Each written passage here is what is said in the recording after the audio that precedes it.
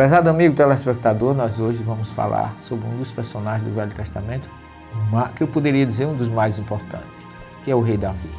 Davi nasceu na cidade de Belém, na Judéia, Belém de Efrata, e era da tribo de Judá, e por isso nasceu como da mesma família, da mesma casa que Jesus nasceu.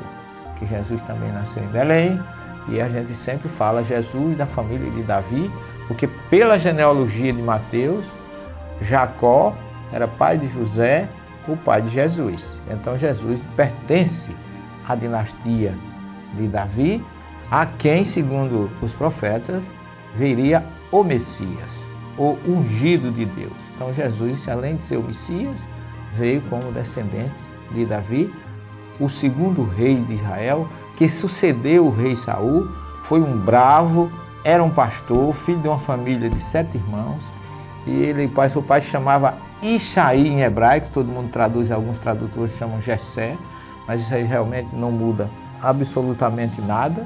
Na verdade, o importante é quem foi Saul ou quem foi Davi, e ele, pela sua habilidade de tocar harpa, ele era algumas vezes, foi chamado os assistentes de Saul para aliviar Saul, que era atormentado por um espírito, porque Saul foi um rei muito fracassado, e um espírito inferior se afastou dele, porque ele não seguiu a Deus como deveria.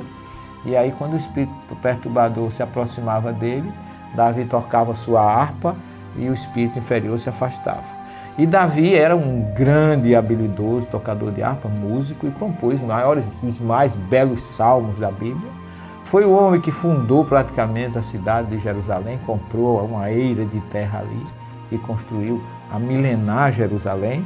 Um homem que tinha um grande sonho, construir um templo em Jerusalém, e infelizmente não conseguiu, porque segundo a história ele era guerreiro, por causa do episódio com o grande filisteu Golias, o gigante filisteu, que ele se ofereceu espontaneamente a Saul para ir enfrentar os filisteus, que era o Golias, que era o chefe dos filisteus, como ele era um pastor de cabras e de ovelhas, que tinha muita habilidade com a funda, que é aquela tira de couro que se atirava uma pedra, e ele tem uma pontaria muito grande. E Davi pensou assim: se com uma funda eu posso matar um animal, eu também posso matar um homem. E foi assim que ele venceu o grande gigante filisteu, ficou famoso, foi chamado para ser escudeiro de Saul, e daí foi onde ele aprendeu realmente as grandes batalhas, porque ele lutou bastante. E por ser um rei de muitas batalhas, lá trabalhava muito com a parte das guerras. Ele tinha um sonho que era construir o templo, mas não conseguiu. Isso ficou a cargo do seu filho Salomão, que ele deixou praticamente os caminhos preparados para que o templo fosse construído. Trouxe todo o cedro do Líbano, como ele coloca no seu salmo: o justo floresce como a palmeira na plenitude da força, e como o cedro do Líbano na casa do Senhor. Então Davi deixou uma herança muito grande para a humanidade, a milenar Jerusalém, que ele comprou ali, fundou a cidade. Na verdade, é considerado um dos marcos da genealogia de Jesus, entre aquelas 14 gerações, que é citado no Evangelho de Mateus.